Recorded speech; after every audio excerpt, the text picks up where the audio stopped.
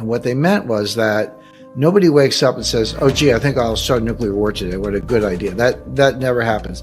What does happen is you get into an escalatory situation, back and forth, where you're escalating, and you end up in a nuclear war. You never intended it, never started out that way, but you end up there through escalation. Now take that, and that is good analysis, take that and apply it to what is now, I would say, the first full-scale economic war, sanctions war. We've had sanctions, for a long time, and we go back to at least the 70s with Iran, but even before that, FDR put sanctions on Japan. Nothing on this scale. This is unprecedented in its scope and application. And my only point is the effects of this are going to not just last a long time, yes, but they're going to pop up in very, very unexpected places. Let me make the point. There was never a war that was easier to prevent. There's never been a war that's easier to prevent, and there's never been a war that's easier to end. You could end this war in 48 hours or less. Having said that, I did expect that through a series of policy blunders and escalation, in this case, military escalation and political escalation, and then later in the book, around on page 250 or so, I have a whole section on Ukraine, Russia, and natural gas. So this has been brewing for a long time. You can go back to the 2008 Bucharest Declaration, but if you had to pick one thing and say, hey, when did this thing take a turn for the worse? Right. So that we were on a path to war. That was the color revolution sponsored by Obama and Biden, which was a coup d'etat. The president of Ukraine at the time, he was pro-Russian, and Obama set out to depose him, and they did. And they put in Poroshenko, who was a U.S. puppet. And at the same time, 2 months after the color revolution, 1 month before Poroshenko, Putin took Crimea. He said, okay, that's how you want to play, fine. You move away from neutrality, move towards NATO, I'll take Crimea, your move. And then there was nothing. Putin didn't take one square inch during the Trump administration, because Trump is highly unpredictable, but put Biden back in, who was part of the original Obama-Biden team. And so not only was Trump not in Putin's pocket, he was the only one who stood up to Putin in such a way that Putin didn't take one square inch of territory. He took Crimea under Obama. Now he's taking kind of half the country under Biden. Didn't take anything under Trump. So that completely debunks that. But just to take it one step further, who is in the pocket of the Ukrainians, at least? The answer is Joe Biden, because of Hunter Biden, who made millions of dollars from Burisma, their large natural gas company. Ukraine is ranked in the low 90s of the most corrupt countries in the world. In other words, it's at the bottom on a corruption list, with the most honest countries being on top. Ukraine is very close to the bottom. It's the most corrupt country in Europe, one of the most corrupt countries in the world. Zelensky is just another oligarch, just another phony. Now, you can take sides, but to me, Putin's a dictator, Zelensky's a dictator. Pick your dictator. But this idea that he's some good guy Democrat is nonsense. Well, it's a phone call, basically. Biden's kind of non-compos mentis, but somebody who can string a few sentences together needs to call Zelensky and say, here's what we're going to do.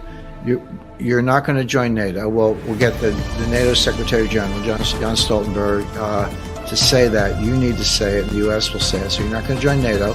You're not going to join the EU. You can be independent in the sense of being autonomous, but you have to be neutral. When you've got two great powers, whether it's the U.S. and Russia, or the U.S. plus Europe and Russia confronting each other, the idea of buffer states, that's as old as, if not history, at least the history of buffer states is several centuries old at this point. It's a part of what every international strategist looks at. So Ukraine should be a buffer state. It should be neutral. That way Putin has no reason to invade, and we have no reason to try to push the borders of NATO to a point slightly east of Moscow, which Moscow hasn't been attacked from the east since Genghis Khan. These sanctions will not work to stop the war or slow the war or change the outcome of the war. Now, they absolutely punish the Russian economy. Yep. They punish Russian individuals, consumers, Russian citizens. They're going to have fewer options, more expensive goods. Their economy is going to slow down. Unemployment will go up. The ruble is devalued. All those things are true. But they're also true in the United States. We're going to punish Americans far worse than the Russians We're already seeing. I took a long trip yesterday. I filled up my car with gas at the end of the trip. It was $76. Inflation's here. We all see it. Price of gasoline, eggs, milk, butter, groceries at the store, rents, electricity, home heating, fuel, you name it. Across the board, inflation's affecting everything. And it started really in mid-2021. So here we are, almost 2023. So it's been going on for well over a year. For the first 6 or 7 months, Jay Powell and, for that matter, Janet Yellen were like, yeah, we see it, but it's transitory. We know that story. Finally, in November 2021, Jay Powell threw in the towel, said, okay, time to retire the word transitory. Now let's get to work. And they started raising interest rates in March 2022. And we're now up to Fed funds rate of 4%. They're going to raise them again in December 14th by another 50 basis points. We kind of, still a little bit away from that, but we know it's coming. The Fed, this is the no drama Fed. They tell you what they're doing in advance. So I always say you don't need a crystal ball to figure out the Fed. You just need to listen to what they're saying and believe them. So they're going to do 50 basis points in December. That'll get the policy rate of the Fed funds target rate to 4.5%. But that's from zero. March 1st, it was zero. So to go from 0 to 4.5 in less than 9 months, about 8.5 months, that's amazing. We haven't seen anything like that since Paul Volcker in the early 80s. Now, I know rates are not 13, 14%, but to go from 0 to 4.5, I can say in 8 months is a shock. Now, why is the Fed doing this? Well, they say they want to kill inflation. Okay, but there are two sources of inflation. Inflation can come from the supply side, what's called cost push inflation. Costs go up and they get pushed into retail prices and consumer prices, and that is what's happening. That's because of the supply chain breakdown, energy prices, shortages of goods, etc. So that's cost push inflation from the supply side. There's another kind of inflation that comes from the demand side, and this is much more psychological. It's when consumers say, they just have it in their heads, and maybe from objective data, that prices are going up, and so they change their behavior. They say, I was thinking of getting a new washing machine, but I was going to wait 6 months, but I better buy it now because the price is going to be a lot higher in 6 months. Or a car, suit of clothes, a dress, furniture, whatever it is, better buy it now because the price is going to go up. It's going to get worse. Inflation's here to stay. Commodities are going to boom. Oil prices are going to soar. Bonds are going to crash. And gold has been in a very funny situation, which is the following. Normally, you say, well, if there's inflation coming, why isn't the price of gold going to the moon? And why on earth would gold prices go up if there were deflation or disinflation? The answer is that you have to look at the yield to maturity on the 10-year Treasury note. That's our benchmark security. A lot of people look at LIBOR, but I'm like, no. If you're making investment decisions, you're buying a house, you're doing capital investing, these are all 5, 10, sometimes 20-year decisions. The 10-year note is the right benchmark for those large, long-term investments. Well, that's an alternative place to put money. You can buy gold, you can buy a 10-year Treasury note. So what's been true since last summer is as the yield to maturity on the 10-year note goes up, that strengthens the dollar, and gold prices have gone down because the dollar price of gold is just another cross rate, just another cross exchange rate. So a stronger dollar means a lower dollar price for gold.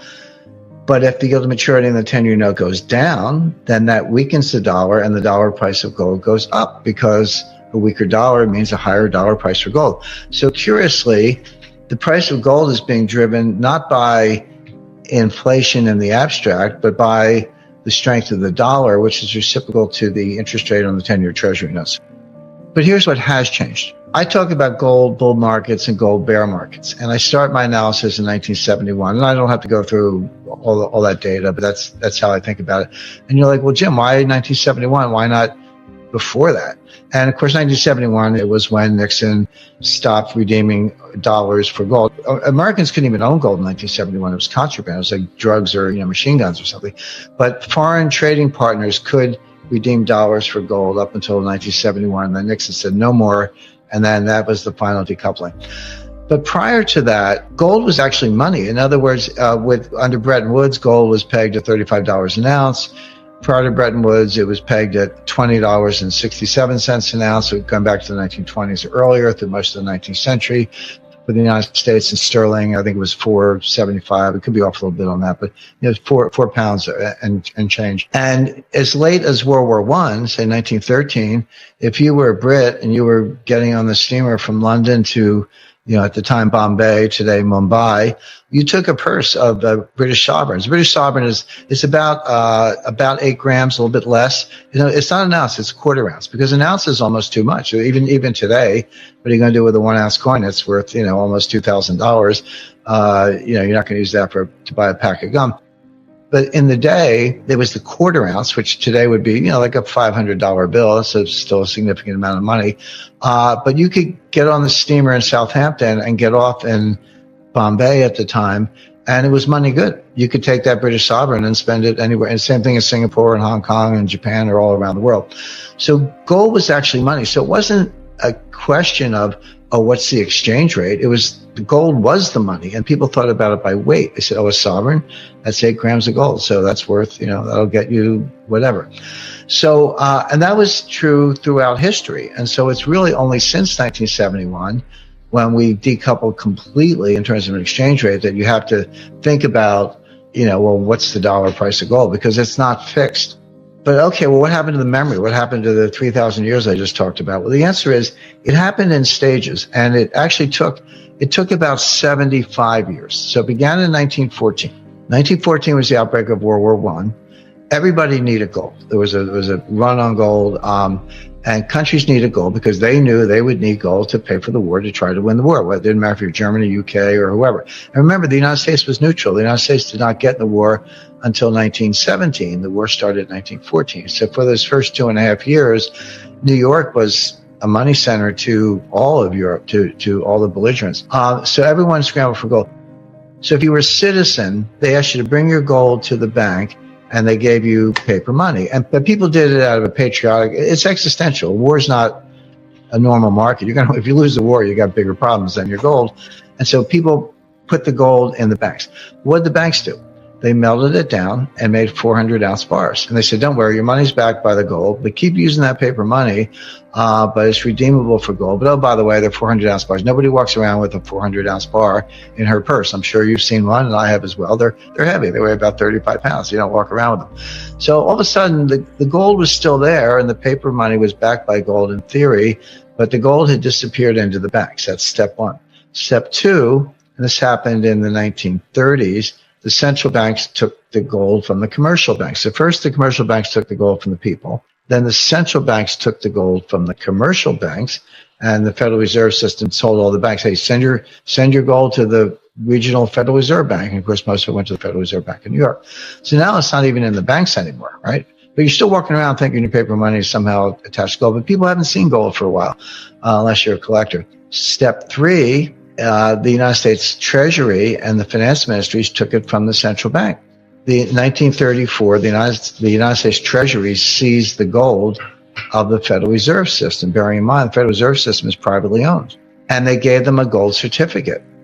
And you go to the Federal Reserve System website today and, hunt around a little bit on the links and find the balance sheet of the Federal Reserve, and it's there.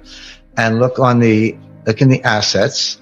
And the first line item is gold certificate, and it's valued at $11 billion. But that's because they value the gold at $42 an ounce. And I've revalued it, the answer is at today's market that $11 billion is actually worth $470 billion. So the Fed has a hidden asset of $450 odd billion that's not on the balance sheet, represented by a gold certificate. But it's not the gold. The Treasury has the gold. And by the way, where do we keep our gold? I'm talking about the United States. The Treasury owns the gold. The Fed has a paper certificate. The gold is on 2 Army bases, West Point and Fort Knox. So I would say the Army has the gold. Gold has gone from citizens walking around having it in your purse, to commercial banks, to central banks, to finance ministries, held on an Army base. It's still there. The gold didn't disappear, but nobody talks about it, and everyone pretends it's not money. But of course it's money. But meanwhile, what's happened to the civilian population, the citizens? We stopped talking about it. We stopped saying it. We stopped learning about it.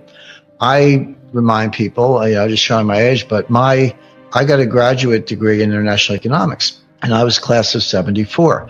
But that was the year the IMF demonetized gold. But I was the last class that was taught gold in an academic setting as a monetary asset. If you're younger than I am and you know anything about gold, you're either self-taught or you went to mining college, because they just stopped teaching it. So now we have two generations of scholars who never learned a thing about gold. So they hid it, they took it, they buried it, they stopped teaching it, they stopped talking about it, and they pretended it's not there. Meanwhile, it is there. And Russia is a good example of someone who takes it seriously. In the U.S., we still have our 8,000 tons, 8,133 tons. We haven't given it away. We haven't sold any gold since 1980, by the way. We got the British to do it. We got everyone else to do our dirty work. The British sold more than half. No, seriously, the British sold more than half their gold. The Swiss sold 1,000 tons. The IMF sold 400 tons in 2010. That was the last significant sale by a monetary institution. Australia sold most of theirs. Canada sold most of theirs. If I were one of these other countries, I would say to the U.S., hey, why don't you sell some of your gold? But the U.S. doesn't. We haven't sold an ounce since 1980. Inflation is coming down, by the way. And having said that, the target is 2%. So he's not there, but he's making progress. Now, Wall Street's saying, you're done. You did it. Mission accomplished. Inflation is coming down. You got what you wanted. Give it time. Stop raising rates. You're going to kill the economy. But the Fed is saying, well, we actually don't know. We can't untangle it. Yes, inflation is coming down. That's objective. But is it coming down because we're still raising rates? Or is it coming down because we're at the terminal rate? Those are two different things. And right now, and this is what Powell's been saying, the Fed leans to the view that they're not at the terminal rate, that inflation is coming down because they're raising rates. They have not achieved the terminal rate. So Powell and the Fed have said, yeah, inflation is coming down, but it's because we're raising rates, not because we're at the terminal rate. We're going to get to the terminal rate, and then we'll pause. And then if we're right, we'll just let inflation come down on its own. And that may take a year. So all this stuff about the Fed pivot and cutting rates and all that stuff, I mean, the Fed's thinking mid-2024 before they do that. Now, Wall Street, and I'll say markets, not just Wall Street, but the big money in places like the Eurodollar futures curve and the U.S. Treasury curve, which are highly inverted, are saying, no, you're not going to get that far. You may be at the terminal rate already. You're definitely going to cause a recession. It'll be more severe than you think, and rates are going to have to come down sooner than people expect. In other words, you've already achieved the terminal rate. You just don't know it, and you'll probably be the last to know. So with Wall Street, with the cheerleaders, sending that message, but with some serious market indicators, including yield curves, sending that message, why is Powell sticking to the game plan as I described it? And the answer goes back to 1980, believe it or not, and what's called the Volcker mistake. And everyone knows, Volcker became Fed chairman in 1979. He stayed on until the early to mid 80s. And he did raise interest rates to 20% or very close to it to kill inflation, which went up to 15% at the time. But people forget that there was a recession in 1980. It was sharp but quick. It was over very quickly. It had nothing to do with monetary policy. The Carter administration issued some dopey regulation on a ceiling on credit card interest rates.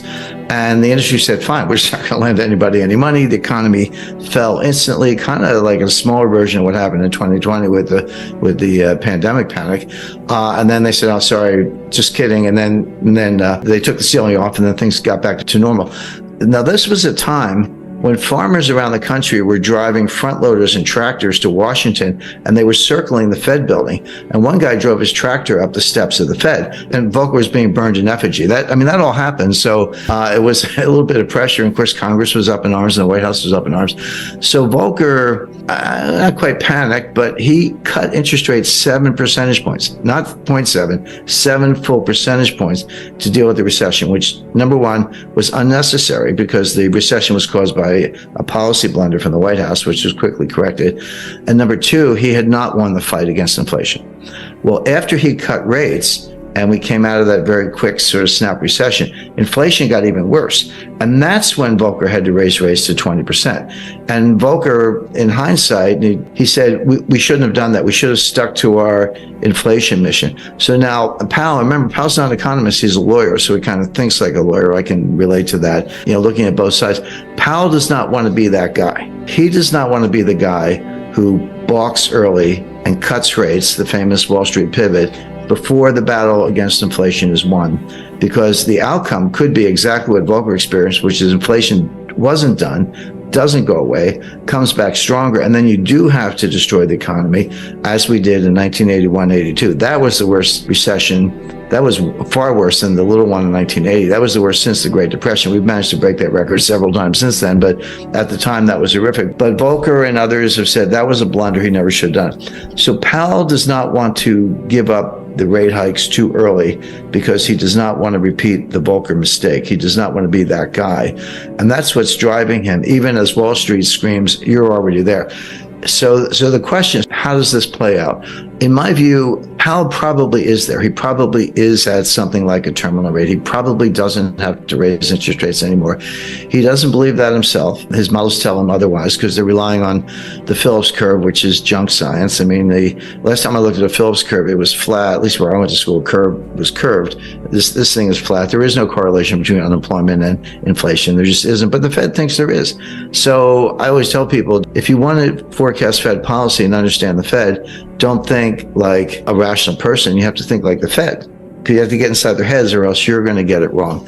So they're looking at unemployment, which is the lowest. The unemployment rate is the lowest since 1969. Well, if you believe in the Phillips curve, then that's a sure sign of inflation. As I say, even though it's coming down, it's still pretty high. They think they have to keep fighting this fight. But here's what they're missing. Here's where it all falls down. Yeah, inflation as measured, CPI, PPI, personal consumption expenditure, core, non-core, year over year. There are like 20 different ways to measure it. It is coming down, but there are two sources of inflation. And it's going to sound obvious, but you got to separate them, the supply side and the demand side. Both result in price increases, but they have completely different dynamics. Supply side inflation is what we're seeing. It's what we saw in 1974 with the Arab oil embargo during the Arab-Israeli war when they cut us off from oil. And, you had to line up for gasoline. I lived through that.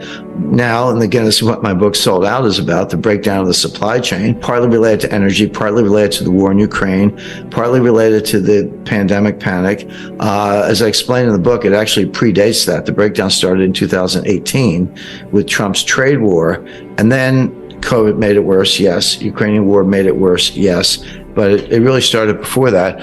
So, of course, prices went up and people were trying to pay whatever they had to get what they needed, and energy prices were a big driver of that. So that feeds through as a form of inflation. The other kind of inflation is from the demand side. So the supply side is called cost push. Costs go up and they push it onto the consumers. The other kind is from the demand side. It's called demand pull. And basically consumers have a change in mentality. They're worried about inflation. They would say, hey, I was thinking about buying a refrigerator. Gee, I better go buy it today because if I wait for 6 months, the price is going to go up. Or apply that to anything, a new dress, new suit of clothes, whatever. And so you're pulling demand forward and it's behavioral. And that will also drive prices up. But they're very different things. Now, cost push can morph into demand pull. That's what happened in the 70s. It started from the supply side, but by the late 70s, 80s, and Volcker, which we've just been talking about, it had tipped over into the demand side. That hasn't happened yet. We've had the supply side inflation, the cost push. It hasn't yet tipped into demand pull. It hasn't really affected consumer behavior that much in terms of people anticipating more inflation. It could, but it hasn't happened yet. Here's why that's an important distinction. Cost push inflation negates itself. The old saying that the cure for high oil prices is high oil prices. So it tends to negate itself, whereas demand pull feeds on itself. Powell has not made that distinction. And if I'm right, I think I am right, and the evidence backs that up, this inflation will come down, not because the Fed is raising interest rates, but because higher prices destroy demand all on their own. So it does tend to depress demand, destroy demand, and hurt the economy. And then it slows down, and then the inflation comes down on its own. That appears to be happening. But Powell hasn't really made the distinction. He's fighting the left's war. I hate to use a cliche, but he's fighting the Volcker war. Powell doesn't want to repeat the Volcker mistake. He thinks the battle's not won. He has to get to the terminal rate. In reality, he's probably already there. The future is very positive for gold. You have the normal vectors. Supply is flat, but has been for 6 years. Demand is going up. Central banks have flipped from net sellers to net buyers. That's a big deal. Retail and institutional interest is higher, so that's good. Geopolitical threats, don't need to say a lot. From the U.S. perspective, Iran, China, North Korea, Venezuela, Russia, you name it. So that's the vector. But the biggest driver right now is what I referred to a few minutes ago: negative real rates. Because gold, as a form of money, which is how I view it, competes with other competes with other instruments, treasury bills, et cetera. Well, if they have high yields and gold has no yield, you want the treasury bills. But if interest rates have negative yields and gold's just flat, gold looks more attractive. So that's the main driver, and that's going to continue.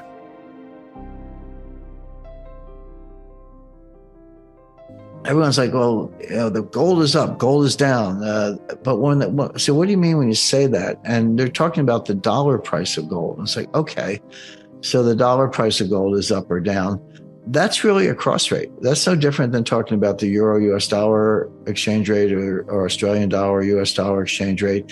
If you think of gold as money, and I do, then the dollar price of gold, with gold measured by weight, not as another currency, it is another form of money, but with gold measured by weight, it's a cross exchange rate.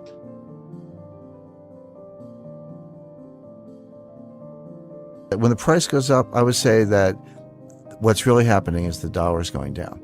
In other words, I think of gold by weight. I'm interested, do you have a ton? Do you have 50 kilos? Do you have 5 ounces? Whatever you have as an individual investor, as a bank, I think of it by weight. Because when someone says gold's really going up, I said, well, no, the dollar's going down. You need more dollars to purchase a fixed quantity of gold, which means the dollar's worth less. And when people say gold's really going down, I say, no, the dollar's worth more, and you need fewer dollars to purchase a quantity of gold. In other words, when people talk about price, the first thing they do is they're really talking about dollars. There's a euro price for gold, but the world market is based on dollars.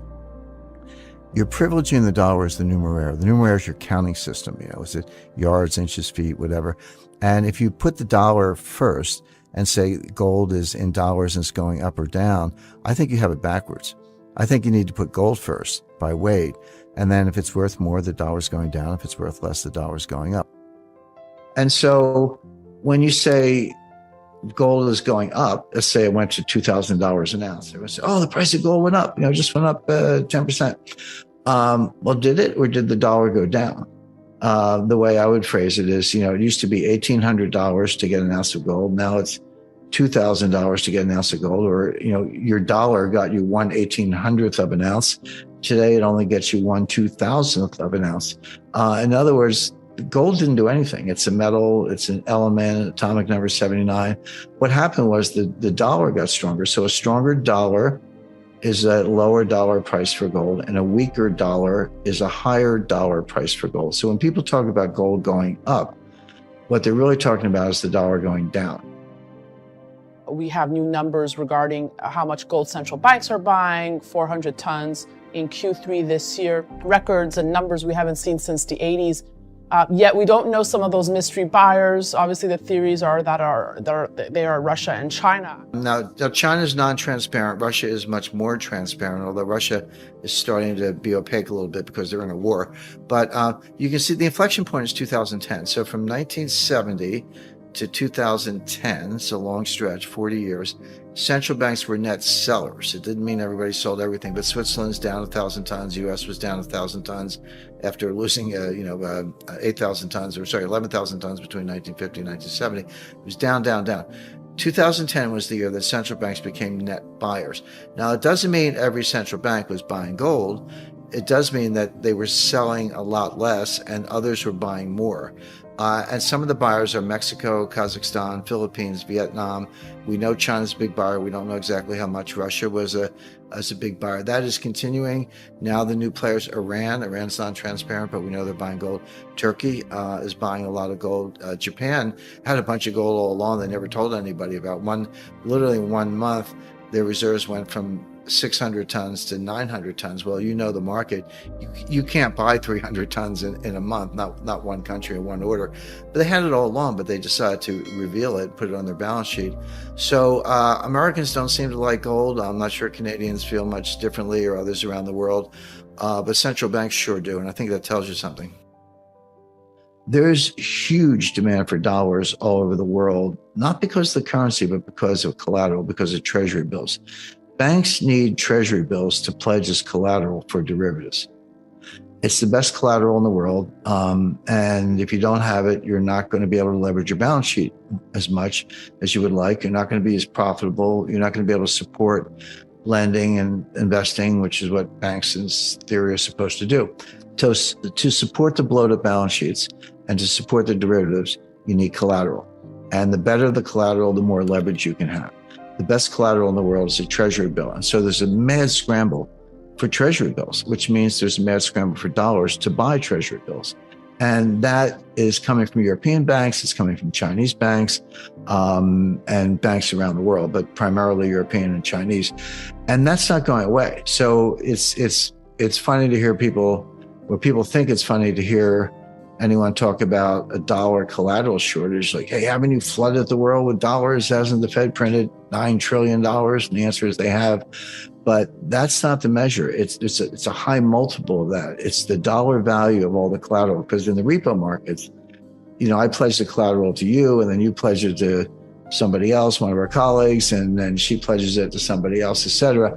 That collateral gets pledged 50 times and supports not $1 a balance sheet, but $50 a balance sheet for $1 of collateral. And so you restrict the collateral, you're restricting the balance sheet. The dollar as a reserve currency will not be deposed overnight, but as a payment currency, there's a difference between a reserve currency and a payment currency. Anything can be a payment currency. If I want to pay you with baseball cards and bottle caps and you're okay with that, then it's a currency. So all of these organizations are working on new payment systems right now, and they're going to start to roll them out this year and later. So that's going to be a radical change in how we pay for things. I can give you 20 reasons why the dollar should go down, but I'll give you one big reason why it won't, which is the demand for collateral. And so that's keeping the dollar constant, which is keeping the dollar price of gold constant, because gold doesn't change and the dollar's not changing. Now that'll break, and that'll break in favor of gold, meaning the dollar will get a lot weaker. It'll have to, but it's going to take a few months at least, because the US economy has to get weaker, which it is. The Fed will figure this out maybe by September, next September.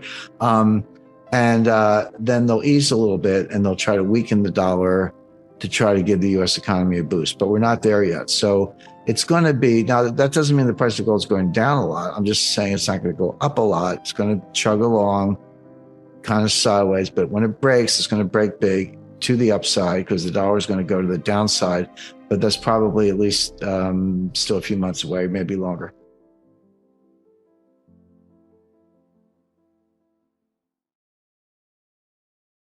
He was on the short list to be nominated to the Board of Governors in Washington to fill the seat that Lael Brainerd left. Lael Brainerd was a member of the Board of Governors. I believe she was vice chairman, but she left to go to the White House in the National Economic Council. She really is smart. She's a big brain. She knows what she's talking about. Very few of them do, but she's one of them.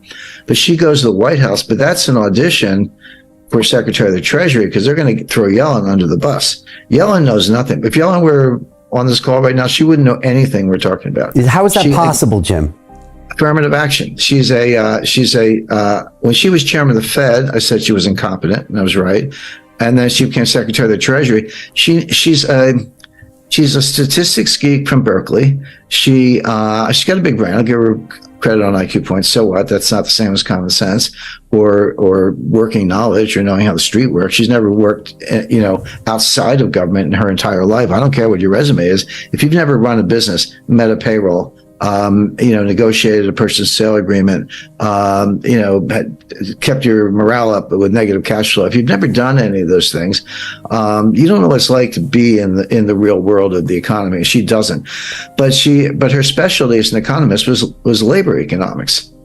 Okay, well, there's a place for that, but not as U.S. Treasury Secretary. You have to know, she didn't know monetary policy of the Fed. She doesn't know fiscal policy of the Treasury. Knows nothing about international economics, and that gets us into the role of the dollar. She was like her husband won a Nobel Prize. Okay, George Akerlof. I know a lot of her close associates. She, if you don't want to say affirmative action, you can say the Peter Principle. Which, this goes back to the 60s. But the Peter Principle is you get in a bureaucracy and you do a good job and they give you a promotion. And then you keep doing a good job and they give you another promotion. And you keep doing a good job. And eventually you get promoted to something where you're incompetent. You're in over your head and you fail, but then you stay there because you're not getting another promotion. And so the result is bureaucracies are populated with incompetent people because they've all risen to their level of incompetence and have nowhere else to go. I would say she got there at the Fed, how she got another chance at Treasury, but that's the answer. But Lael Brainerd, I'll say, is more talented, and hopefully she'll be. So they'll throw Yellen under the bus, blame her. By the way, that's the Biden technique: deflection and denial and just blaming other people. So they'll blame her for the whole thing. She probably doesn't see that coming, by the way. Maybe she should tune into London Real. And then they'll put Lael Brainerd over there. But Mary Daly was on the short list to fill Brainerd's seat at the Fed. Well, you can forget that. She can't get to a hearing at this point. But she was running around on, climate change, social justice, George Floyd, BLM. And again, free country, you want to express a view, be my guest, but not as chief regulator of Silicon Valley Bank. Yeah. It's so should they have let it fail? And what would have been the carnage, Jim, if they had? Well, again, this hindsight. You shouldn't have been allowed to get to that place anyway. But there might have been more. This is where there's a lack of creativity. It's kind of all or nothing. It's like, if this fails, we're going to have a wave of failures of startups in Silicon Valley. Well, that's probably true. But most of them fail anyway. If you know the venture capital business, and I'm sure you do, most of these things fail anyway. A couple of winners here and there. Well, how difficult would it have been? So now you're the entrepreneur. You had $5 million of working capital, which you got in a round, an angel round or whatever from some venture capitalist in Silicon Valley. You got some premises, you got a payroll, you got some developers, you got employees, all that stuff. And now your cash is frozen. Not just frozen, but gone. You got to look at Yang money, you got a due bill from the FDIC. Now who's to say if those companies were well run and they actually had some good technology, how difficult would it have been to make a few phone calls and say, you know what, we're stuck in this thing. I need a 2-year bridge loan, or I need a 1-year bridge loan. And I'll collateralize it by the proceeds of my receivership certificate. And as and when I get paid, I'll pay down the loan. We can have a simultaneous closing. All good. You could have got money. Some of those firms could have got money. Some of them not. Maybe some layoffs. Maybe they would have failed, but most of them do anyway. I mean, that's my first point. But that was not the majority of, and unemployment would have gone up. I mean, I'm not saying that there are no hardships, Brian, but we gloss over the greater hardships on the economy as a whole. And that gets to the other lie, which was Janet Yellen coming out and saying, there's no cost to the taxpayer. Like, wait a second. Because you mentioned the bailout of the Fed taking the loans below market value and giving them, at market value and giving them par value, which is more for 1 year, and glossed over that whole thing. But there was a separate bailout, which is the FDIC guaranteed every penny of every deposit in all those banks. Well, when you look at the numbers, you have grossly depleted the insurance fund. The FDIC is an insurance company. That's what the I stands for. And they have reserves, just like every other insurance company. They charge premiums. That's how they go. This would have basically wiped out the reserves. So how are you going to top up the reserves in the FDIC for future bank failures? Well, they said, we're going to raise premiums on the banks. Okay, they are. But what do the banks do? Well, they're going to either pay you less interest or charge you fees. In other words, the bank isn't just going to sit there and write checks to the FDIC and watch their P&L evaporate. They're going to pass the cost on to the customer, which is us, which is the American people.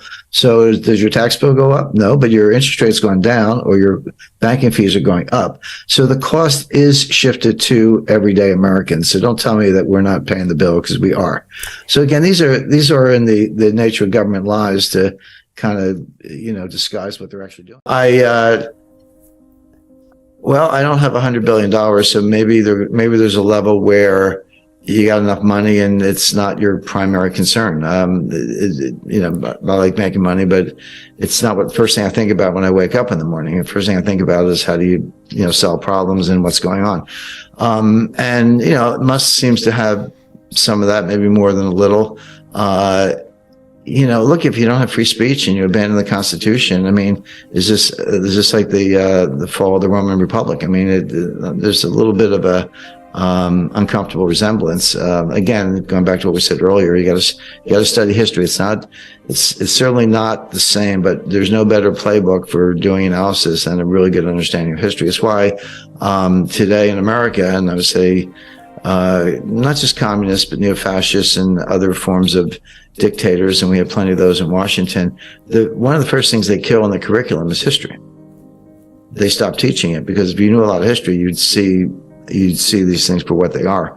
But I had some pretty good history teachers, and I've always been interested in it. So I was shocked by what's revealed, even though I've been around enough to maybe not be shocked, but just the extent of it and the depth of it. And I have a lot of sympathy for the users who were suppressed and squashed and deplatformed, and even more sympathy for the victims of that kind of censorship. So we were on the front lines of that information war in 2020.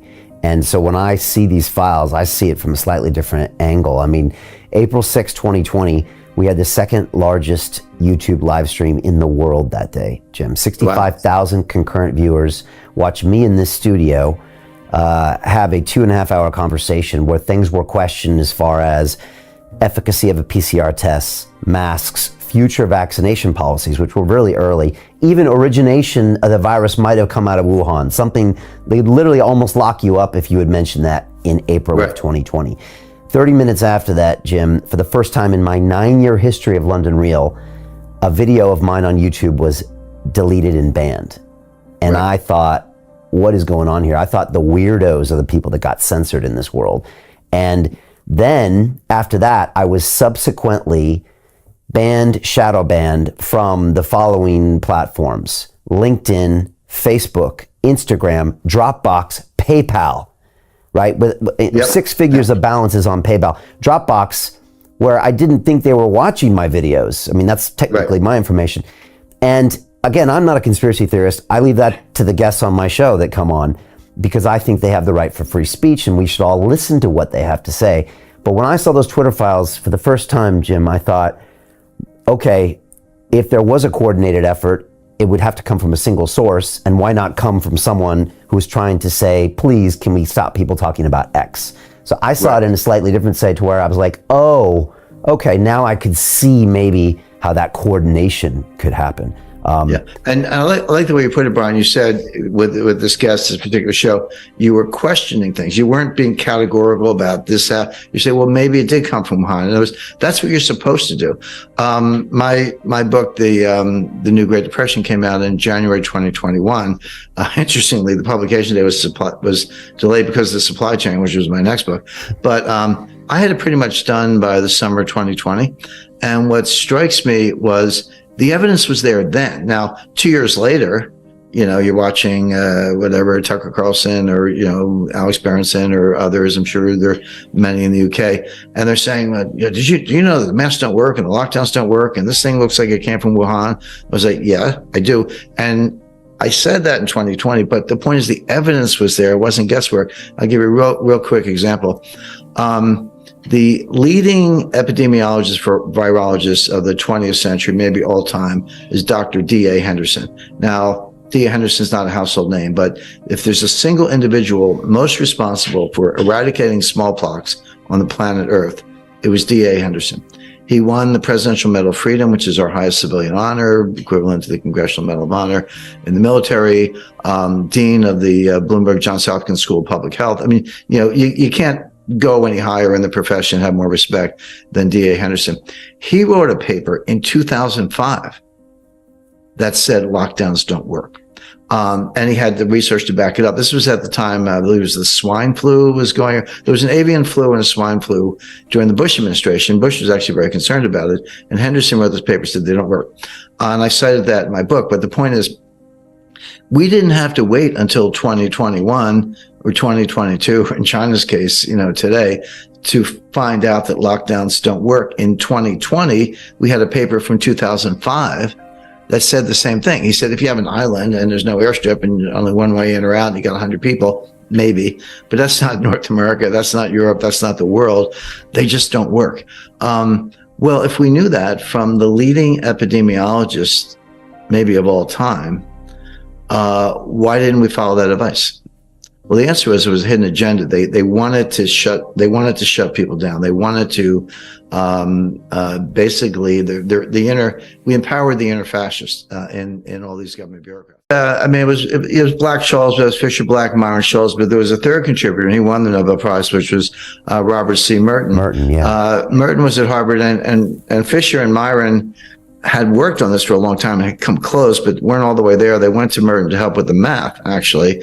And Merton solved the math problem for them, but to his credit, very generous, another really nice guy, he said, look, you guys go ahead and publish this, and then I'll tag along a few months later with my contribution. And the Nobel Prize is not awarded posthumously. So Fisher Black sadly died before they got the prize. So Merton and Scholes won the prize. And again, to their credit, they pooled the award, divided by 3, and gave 1/3 to Fisher's widow, which I thought was very, appropriate and very generous of them. But it was a math problem. You write about what they call Brownian motion, which is random, and so it was sort of, you had a fan, if you will, of probabilities, and then different degree distributions, some more likely than others, etc. Having said that, and the success of Myron used to say, Jim, if only I had patented the idea and had like a fraction of a penny on all the notional value, I'd be the richest man in the world, which is probably true. Yeah. But they didn't. They put it in an academic journal. But there are assumptions in Black Scholes which you can question. I'm not dinging the model. Science is always, hey, let's make it better. It doesn't mean you don't use what you have. But they assume a risk-free rate. Well, is there really anything, is there a risk-free rate? Is the United States risk-free? I don't think so, actually, and it's getting riskier by the day. So you can kind of question that assumption. Does the future resemble the past with some probability, some degree of distribution of probability? Not always. And maybe less frequently now than ever. And they also assume that prices move continuously. Prices go up and down, of course, but that you could get, if it were going up, you could get out of certain levels. If it were going down, you could put stop losses on your position and get out of certain levels. You could manage it. And of course, that was a big contributor to the 1987, October 19th, 1987 flash crash, when the market fell 22% in one day. Today we get worked up if it's down 22% in a year, which it was last year, approximately. But this is 22% in one day. But it turns out none of that's true. Markets don't move continuously, or if they do, it's when you don't care. When you do care, they just gap. They gap down or they gap up. You miss it, you blink, and it's at a completely different level. It's been repriced. Now you can still get in and out, but you've either made a lot of money or lost a lot of money, in the blink of an eye. So when you take those characteristics, and this is how I started kind of, deconstructing it, if you will, and say, well, look, markets are not efficient. That's nonsense. They don't move continuously and slowly. They gap up and they gap down. And if you're not ready for that, you've missed the boat. Nothing's risk-free. So why don't we start there? When I started identifying those factors that, in my view, were incorrectly applied in long-term capital, but really everywhere, And you say, well, what looks like that? Well, the answer is a complex dynamic system. A system that produces hurricanes and tornadoes and lightning bolts and power outages and earthquakes and tsunamis. Those are all examples of the results of complex dynamic systems. An earthquake doesn't sneak up on you. It just the ground falls out from under you instantly. And that's what happens in markets. So then I said, well, maybe that's a better model. Of course, it is. So, very good point, Brian. So let's go back to Brazil, Mexico, Argentina, the Latin American debt crisis, broadly defined in the early 1980s. That played out, the intense phase lasted about 3 years, 82, 83, 84. It wasn't until 1990 that we got around to Brady bonds, which were the ultimate refinancing technique. But the intense period lasted about 3 years. Come forward to 1998, long-term capital management. That was about 3 months. That was July, August, September 1998. SVB was 3 days or less. It was like Wednesday, Thursday, Friday, and done. And I talked to a guy. I know no reason to mention names, but runs one of the largest endowments in the world. And he said, Jim, we moved. We were moving $8 billion out of Silicon Valley Bank, and we got the wire transfer request in, but we didn't know, because you have to close business Thursday. We didn't know until Sunday that the money was going to move. We got a confirmation on Monday. We didn't end up moving the money, but there was about a 48-hour period there from Friday to Sunday when no one knew that the wires had been completed. The recipients didn't have them. It was just in limbo, and it worked out. One of the big crypto promoters, they forget the name. Well, the particular name of the bank, but they backed one of the stable coins. Actually, it's USDC. Yeah. Had $3 billion in Silicon Valley Bank, and they talked about all these small entrepreneurs and startups. They got 100 employees and $5 million in working capital, and that money's gone, and they're all going to fail. There was something to that, but the fact is, you had Roku, Cisco, eBay. I mean, there were huge companies with multi-billion-dollar deposits in that bank. It wasn't all a bunch of little guys. So, but yeah, you can. In the old days, you had to line up around the block, and maybe it was raining. You're standing there in the rain, waiting for your turn to get up to the tower. Now you can be in line at McDonald's, with your cell phone, and just a couple hits, QR code, and boom, $10 million is gone. And what Peter Thiel did, and he was right. I mean, I'm not criticizing him. He got his own money out, but he sent out like an SOS to Silicon Valley. He said, all of you, whoever you are, get your money out now. And a lot of people did, and that was that $40 billion. So the time frame is becoming more compressed because of technology. You're exactly right about that, which means that the response function has to be equally compressed, or else you are going to have all the consequences of an honest to goodness global financial crisis. So, and I'm not sure if everyone knows the sequence, but on Friday night, March 10th, the FDIC took over Silicon Valley Bank. And they issued a press release, and they said, here's what we're doing. We're taking over. We're putting it into what's called a receivership. Anyone with $250,000 or less, your deposits are fully insured. No worries. You'll have your money Monday morning. And over $250,000, your deposits are gone. They didn't say frozen. They didn't say suspended. They said gone. And they gave you a receivership certificate, basically an unsecured printed up IOU from the FDIC, but not money. And it's a receivership certificate. And they said, hang on to them. In effect, we're going to sell assets. And as and when we realize proceeds from assets, we'll give you something. We'll give you distributions on these things. Don't know how much, don't know when. We'll do the best we can. Remember in the RTC days in the early 90s, it took them 2 years, and they were very efficient. I worked with them at the time. We were in their offices when we were sitting on boxes because they didn't even have furniture, but they were doing deals. So they had the right attitude, but that took 2 years. So, and that was it. Well, that's when I call the billionaire crybabies came out in force. Bill Ackman, all these guys. Oh, you got to save us. I was like, well, you got to trade on Bill. $5 billion is not enough. But anyway, they pounded on the White House all weekend. Now here's something that very few people. So almost nobody knew at the time except the management, although they seemed to be asleep at the switch. Everyone's like, yeah, startups, venture capital. There's a lot of truth to that. 97% of the deposits of Silicon Valley Bank were uninsured. And by the way, that's my new metric for assessing banks. You used to look at, working capital and debt equity ratios and, bad assets, governments. There are lots of ways to measure the health of a bank. But the most relevant way right now is, and this is publicly available, take the ratio of uninsured deposits to total deposits. 30% is comfortable. If you're like, 70% of my deposits are insured, which means they're not panicky. They're not necessarily going to run for the hills. 30%, okay, uninsured, but I have assets. I have that much cash or more. That's a comfortable ratio. When you get over 50, you're in the danger zone. Well, Silicon Valley Bank was 97% uninsured, which meant all the money was going to run, and it did. So that's a way, if you're looking at these big banks or any institution or your own savings institution, to look at it. But Silicon Valley Bank was a climate bank. Were they investing in startups? Yes. Were they investing in technology? Yes. But these were climate. These were green new scam startups looking at battery technology, chemistry, physics, to try to make a better battery. But not much improvement in the battery in 200 years, but they're working on it. Wind turbines, other sustainable fuel alternatives, et cetera. Again, I'm not do that if you like, if that's your field of research, but so much of this is subsidized by the government and then further subsidized by Silicon Valley Bank. And that's where the assets were. That's where the loans were, by and large.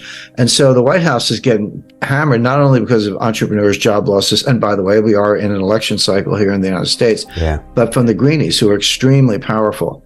So that was Friday night. So Saturday, everyone's crying to the White House. Sunday night at 6 o'clock. By the way, mark that on your calendar. Sunday, 6 p.m. is when they tell you what they're going to do. 6 p.m. Sunday, November 12th, they came out on, March 12th, they came out on Silicon Valley Bank. The following week, 19th, that was Credit Suisse. So let's go back to Brazil, Mexico, Argentina, the Latin American debt crisis, broadly defined in the early 1980s. That played out, the intense phase lasted about 3 years, 82, 83, 84. It wasn't until 1990 that we got around to Brady bonds, which were the ultimate refinancing technique. But the intense period lasted about 3 years. Come forward to 1998, long-term capital management. That was about 3 months. That was July, August, September 1998. SVB was 3 days. Or less. It was like Wednesday, Thursday, Friday, and done. I talked to a guy. I know no reason to mention names, but runs one of the largest endowments in the world. And he said, Jim, we moved. We were moving $8 billion out of Silicon Valley Bank, and we got the wire transfer request in, but we didn't know, because you have to close business Thursday. We didn't know until Sunday that the money was going to move. We got a confirmation on Monday. We didn't end up moving the money, but there was about a 48-hour period there from Friday to Sunday when no one knew. The wires hadn't been completed. The recipients didn't have them. It was just in limbo, and it worked out. One of the big crypto promoters, they forget the name. Well, the particular name of the bank, but they back one of the stable coins. Actually, it's USDC. Had $3 billion in Silicon Valley Bank, and they talked about all these small entrepreneurs and startups. They got 100 employees and $5 million in working capital, and that money's gone, and they're all going to fail. There was something to that, but the fact is, you had Roku, Cisco, eBay. I mean, there were huge companies with multi-billion-dollar deposits in that bank. It wasn't all a bunch of little guys. So, but yeah, you can. In the old days, you had to line up around the block, and maybe it was raining. You're standing there in the rain, waiting for your turn to get up to the tower. Now you can be in line at McDonald's, with your cell phone, and just a couple hits, QR code, and boom, $10 million is gone. And what Peter Thiel did, and he was right. I mean, I'm not criticizing him. He got his own money up, but he sent out like an SOS to Silicon Valley. He said, all of you, whoever you are, get your money out now. And a lot of people did, and that was that $40 billion. So the time frame is becoming more compressed because of technology. You're exactly right about that, which means that the response function has to be equally compressed, or else you are going to have all the consequences of an honest to goodness global financial crisis. So, and I'm not sure if everyone knows the sequence, but on Friday night, March 10th, the FDIC took over Silicon Valley Bank, and they issued a press release, and they said, here's what we're doing. We're taking over. We're putting it into what's called a receivership.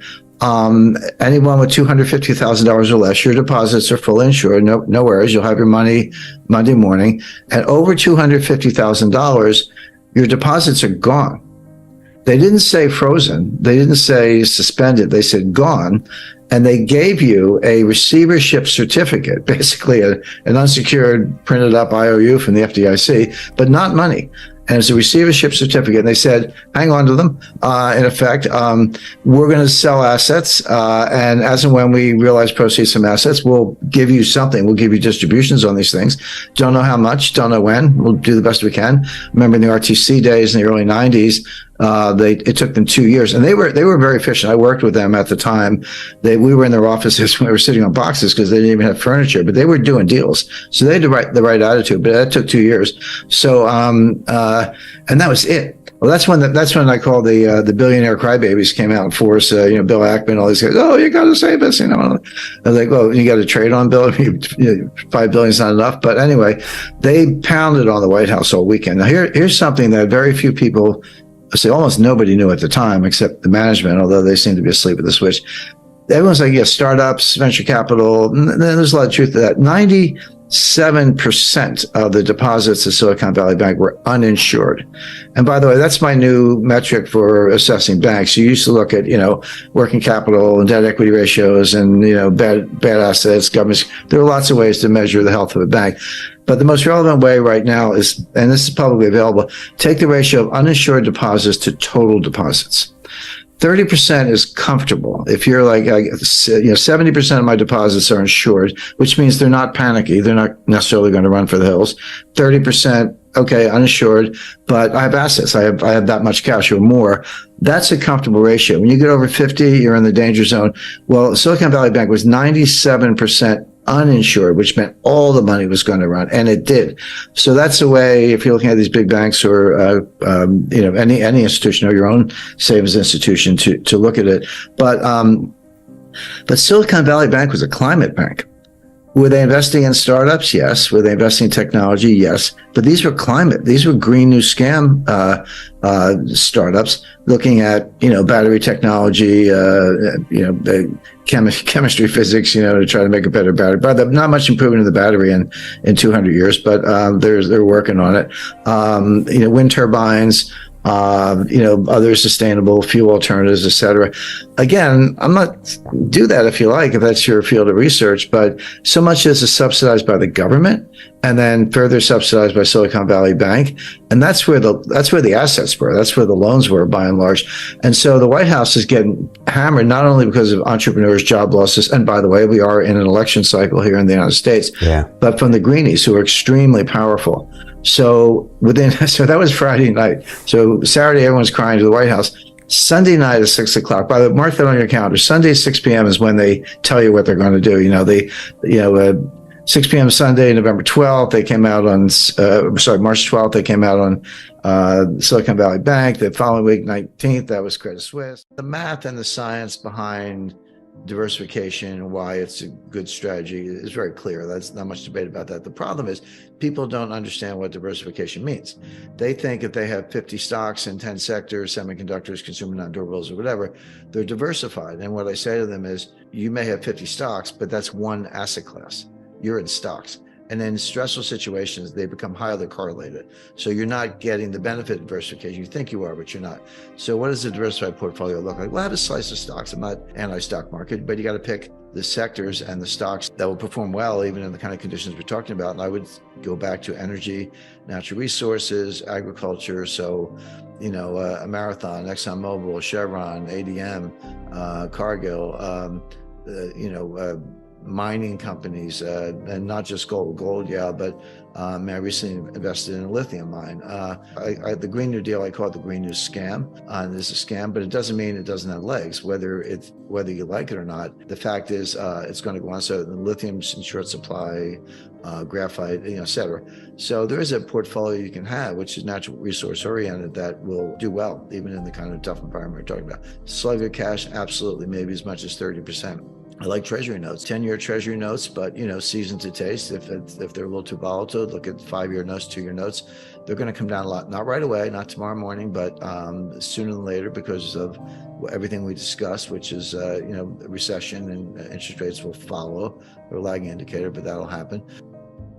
Bonds, particularly the sovereign bonds, especially the U.S. Treasuries, they're looking the best they've seen in a long while, and relatively recently, some have said it's like the best I've seen in my career. So I'm just curious, do you find that compelling for the moment in time we're in here? Absolutely. There's hate to get too deep in the weeds in terms of bond math, but there's something called a DV01. DV01 is the dollar value of 1 basis point. What that means is, obviously, basic bond math, interest rates come down, the price of the bond goes up. They're just inverted. It's a little counterintuitive, but the question is how much. And the lower the interest rate, the more the price of the bond goes up for every basis point drop in rates. So in other words, if you go from 9% to 8%, you'll have a nice capital gain on your bond. But if you go from 3% to 2%, it's still a 1% drop, but you're going to have a much bigger capital gain. In each instance, it's a 1% drop in rates, but the amount of capital gain on the bond is much higher. In other words, the DV01 is higher when the rates are lower. Again, it's all counterintuitive. The lower the rate, the greater the capital gain on each basis point drop in yields. That's the basically. So yeah, when you go from 3% to 2%, that's a home run in terms of capital gains. So you get the yield, you get the safety, you get the liquidity, and if you feel like selling it, you got a nice fat capital gain. Gold, I always recommend 10% slice. But based on what we were talking about, I would get silver dollars, American Silver Eagles. The Monster Box, that's a bit of jargon. Monster Box comes from the U.S. Mint. It's Treasury green, nice shade of green. It comes with a compression strap. I recommend don't open it, unless do not break except in case of fire. But inside are 500 1-ounce American Silver Eagles. That's a lot. They'll feed your family for probably a year. It's a market price, be around $10,000, $12,000 for a Monster Box. But to me, it's like battery and flashlight. I like them both. And, I talk about gold a lot because it's a form of money, and I do the monetary analysis. I do invest in gold mines, but I don't hold myself out as a geologist, but I do think about it from a monetary perspective. And then people always say, Jim, what about silver? What about silver? I'm like, look, if gold soars the way I expect, silver's along for the ride. There's not going to be a world of $3,000 gold and $20 silver. That world doesn't exist. If gold's at 3,000, silver's going to be pushing 100. So without giving an exact forecast, silver will be along for the ride. Silver is a little more difficult to analyze because it has industrial applications. Gold really doesn't. Gold's not good for anything except money, but it's the best form of money. Silver is used in a lot of applications. So if you have a recession, it's perhaps the case that the monetary value is going up, but the industrial input value is going down. So it's a little bit more of a mixed bag, but silver is going to do fine. And I do think it's extremely practical because in a world of CBDCs, silver will be a form of spending money. Gold, even the 8-gram coin I mentioned, the 1/4 ounce American Gold Eagle, still $500. It's like pulling a $500 bill out of your wallet. It's a lot for groceries. Home prices are coming down a little more in some markets than others, but if it's income producing and it's solid and it's a place like, someplace people want to be, like Austin or Phoenix or whatever. I know there's markets down a little bit right now, but it's like buying a 10-year bond. It's got steady monthly income and or certainly farmland.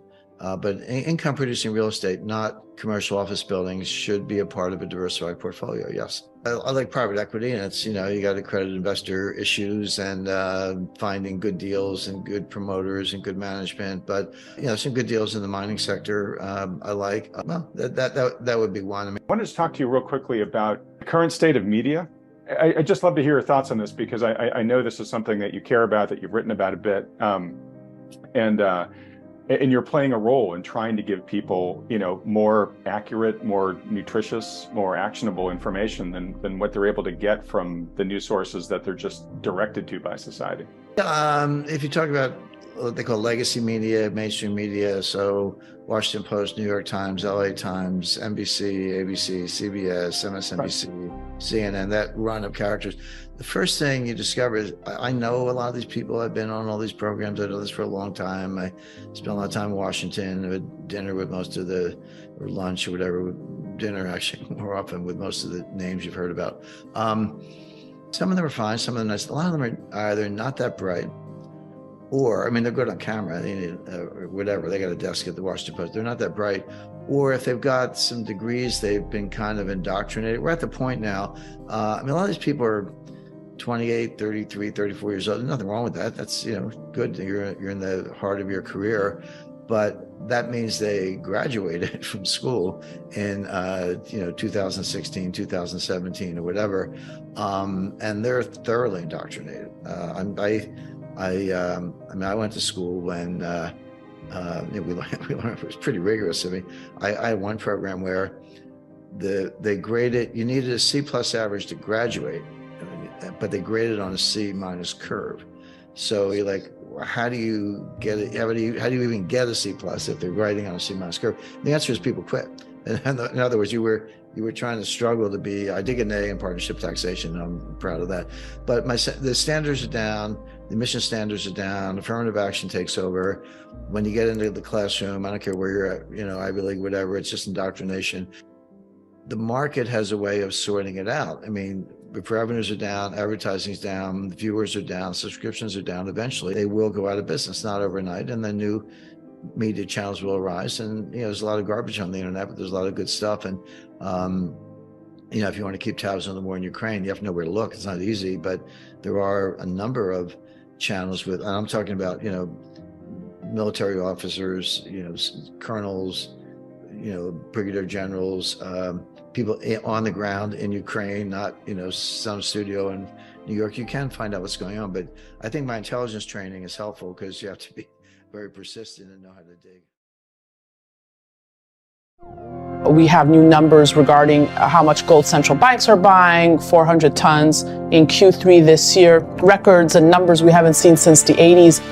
Yet we don't know some of those mystery buyers. Obviously, the theories are they are Russia and China. I'm curious to get your thoughts on central bank record buying of gold here and how Russia and China fit into this puzzle here.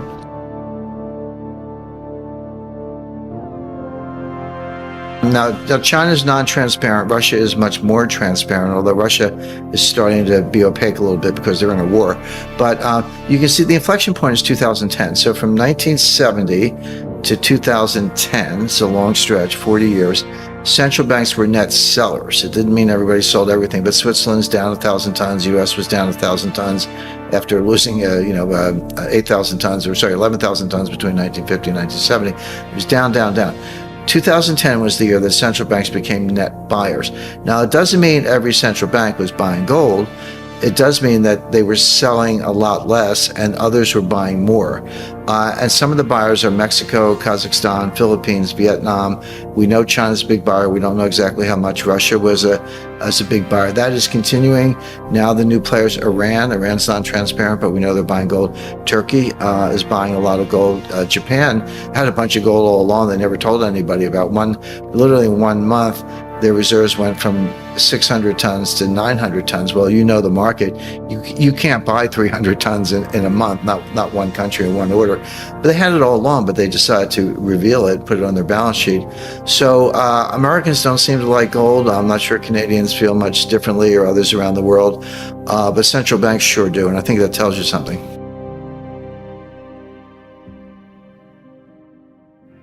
And this is the thing that the markets and investors are not ready for. Inflation is going to come down fast. There's even some danger of deflation and a major U.S. recession in 2023. And no one's ready for that. I mean, people talk about recession, but it's going to be worse than they think. And then they ramp up the printing press again, Jim. Yes, but it doesn't work. $9 trillion of QE didn't do any good. I mean, how does the Fed do QE? They buy bonds from banks, give the money to the banks, and the banks give it back to the Fed as excess reserves. What does that do for the economy? Nothing. Zero rates, again, it doesn't work. They don't have the tools. They're preparing for what we're talking about, which is a world where the dollar as a reserve currency will not be deposed overnight. But as a payment currency, there's a difference between a reserve currency and a payment currency. Anything can be a payment currency. If I want to pay you with baseball cards and bottle caps and you're okay with that, then it's a currency. So when we see the BRICS Plus, the Shanghai Cooperation Organization, OPEC Plus, China individually, all these countries are the the European Economic Union, which is Putin's answer to the EU. All of these organizations are working on new payment systems right now, and they're going to start to roll them out this year and later. So that's going to be a radical change in how we pay for things. When the price goes up, I would say that what's really happening is the dollar is going down. In other words, I think of gold by weight. I'm interested, do you have a ton? Do you have 50 kilos? Do you have 5 ounces? Whatever you have as an individual investor, as a bank, I think of it by weight. Because when someone said gold's really going up, I said, well, no, the dollar's going down. You need more dollars to purchase a fixed quantity of gold, which means the dollar is worth less. And when people say gold's really going down, I say, no, the dollar's worth more, and you need fewer dollars to purchase a quantity of gold. In other words, when people talk about price, the first thing they do is they're really talking about dollars. There's a euro price for gold, but the world market is based on dollars. You're privileging the dollar as the numeraire. The numeraire is your counting system. Is it yards, inches, feet, whatever? And if you put the dollar first and say gold is in dollars and it's going up or down, I think you have it backwards. I think you need to put gold first by weight, and then if it's worth more, the dollar's going down. If it's worth less, the dollar's going up.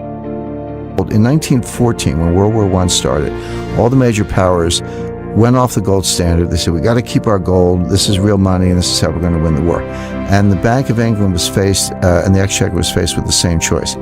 Keynes was an advisor to the Exchequer. He said, don't go off the gold standard, stay on the gold standard.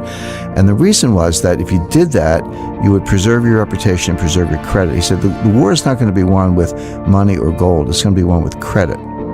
But if you stay on the gold standard, you'll have the credit. And that's exactly what happened. Jack Morgan, Pierpont's son, organized huge loans for England and France and nothing for Germany. And England won the war. So the point is, Keynes got that right. Now, flash forward, 1925, he's talking to Churchill, and Churchill wants to go back to the gold standard. And Keynes is telling him, you got the price wrong. We can't go back at, £4.25 or whatever the exact rate was. We've got to devalue the sterling by half because we doubled the money supply to fight the war. Churchill ignored Keynes's advice, and they went into a recession, depression before the rest of the world. Flash forward 1944, you're at Bretton Woods. Keynes wanted a gold standard. And this isn't speculation. He wrote papers. He gave formal presentations. So 1914 is pro-gold. 1925, he's telling Churchill, you're nuts. You can't go back to a gold standard at this price. 1944, he's pro-gold again. I call that a pragmatist. Inflation, prices go up, so we understand that. Or maybe put differently, the value of your money goes down. You don't get as much for your money, same thing. But inflation, broadly speaking, has two causes. One is called cost push. This comes from the supply side. So there's a shortage of oil. And we've got a financial and economic war going on between Russia and the United States. U.S. really started it, but U.S., EU, Canada, Australia, Japan versus Russia.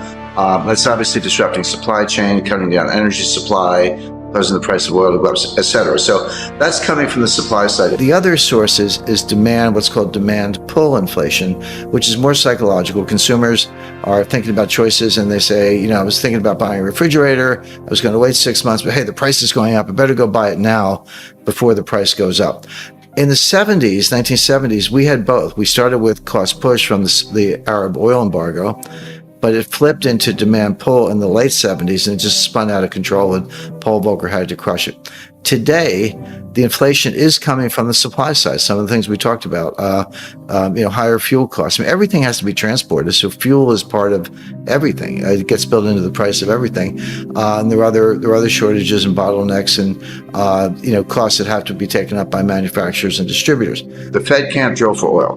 The Fed can't plant wheat. The Fed can't make semiconductors, so they can't do anything about this. And the supply chains are breaking down. They were breaking down before the war in Ukraine, but Ukraine has made it worse. The Fed can't do anything about cost push. They can't do anything about the price of oil. But they're looking at the demand side, saying, hey, if this supply thing goes on long enough, eventually the psychology will change and we'll get demand pull and behavioral. And that is really hard to change.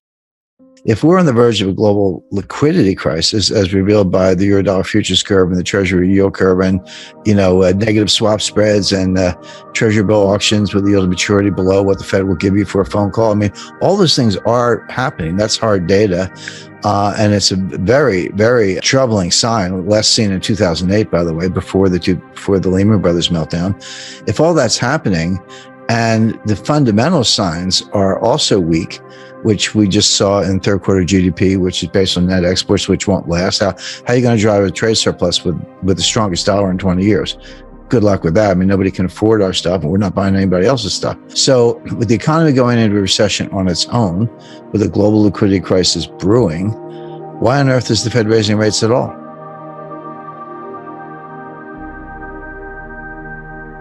But I found some really, really interesting research that, because everyone says, well, yeah, COVID messed it up and the war in Ukraine messed it up. Well, that's true, but it didn't start there. This started in 2018 with Trump's tariffs.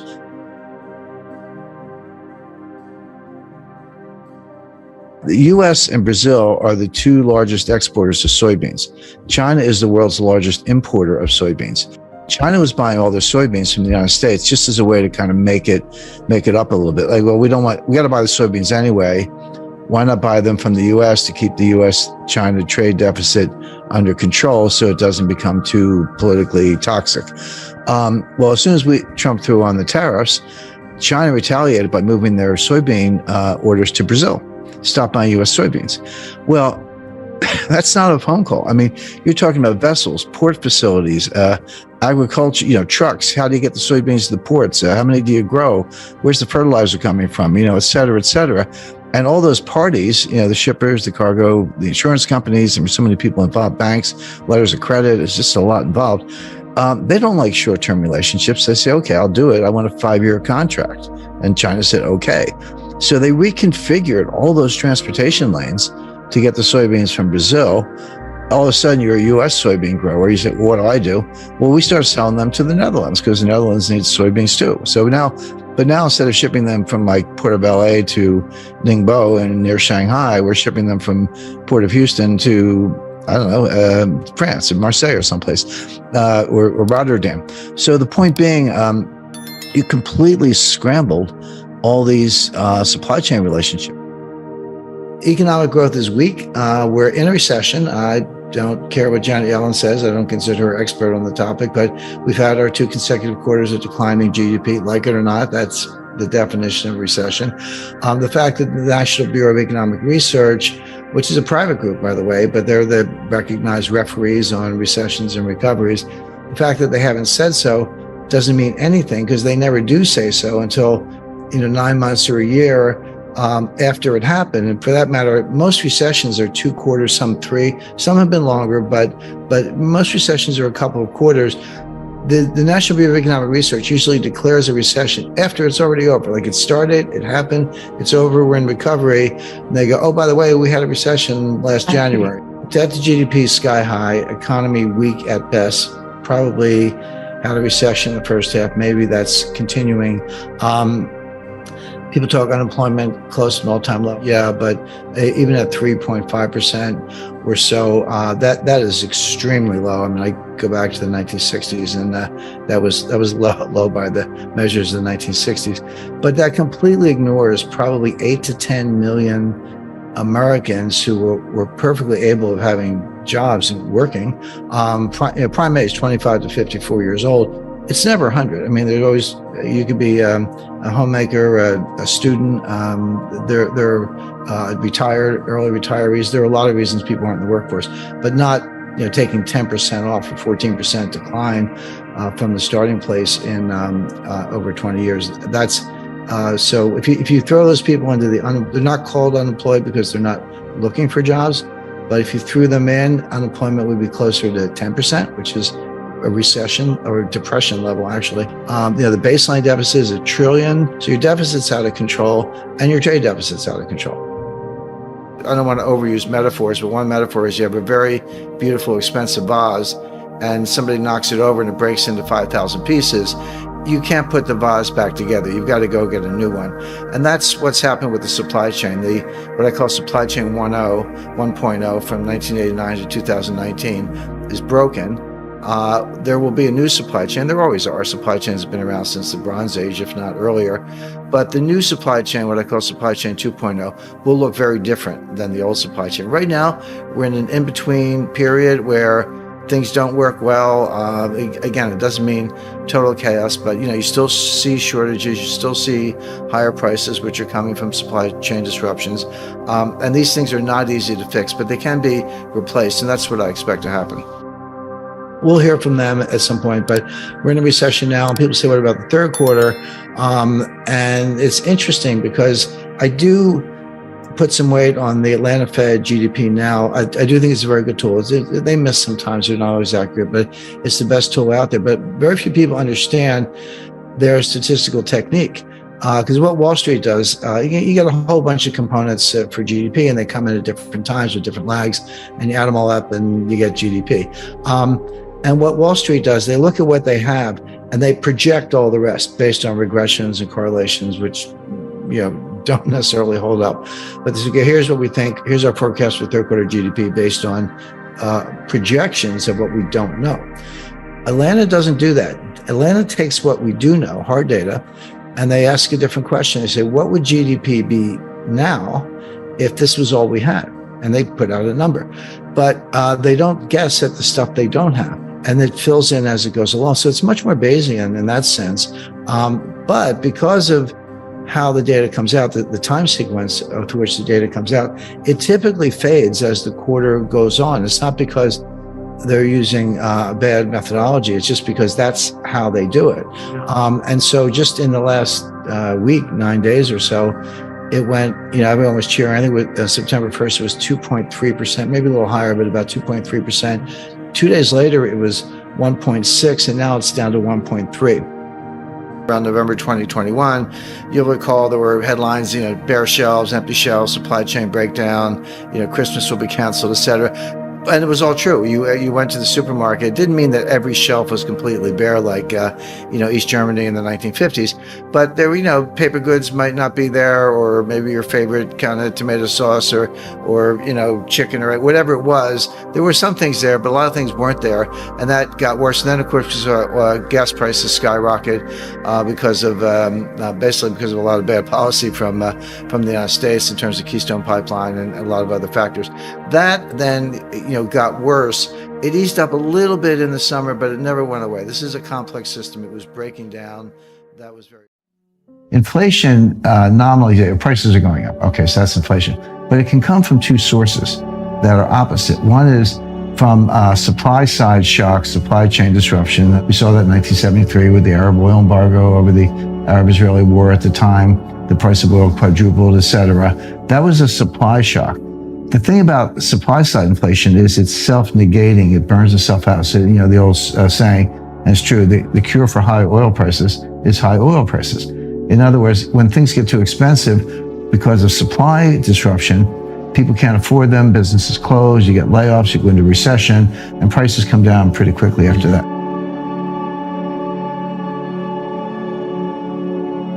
The other source of inflation is from the demand side, and this is a completely different dynamic. We saw this in the late 70s, where prices are going up, but people have some bargaining power, so unions are on strike, they're getting higher wages. I worked at Citibank in the late 70s, early 80s, so the supply side disruption tends to snuff itself out. The demand side inflation tends to feed on itself. It gets out of control. And then we saw what Paul Volcker did with interest rates in 1981, where he took them to 20%. He caused a recession in terms of tight monetary policy to snuff out the inflation. But otherwise, if you don't do that, that just runs away. Now, the inflation we saw in 2022, late 2021, 2022, it was real. It wasn't transitory the way Jay Powell said.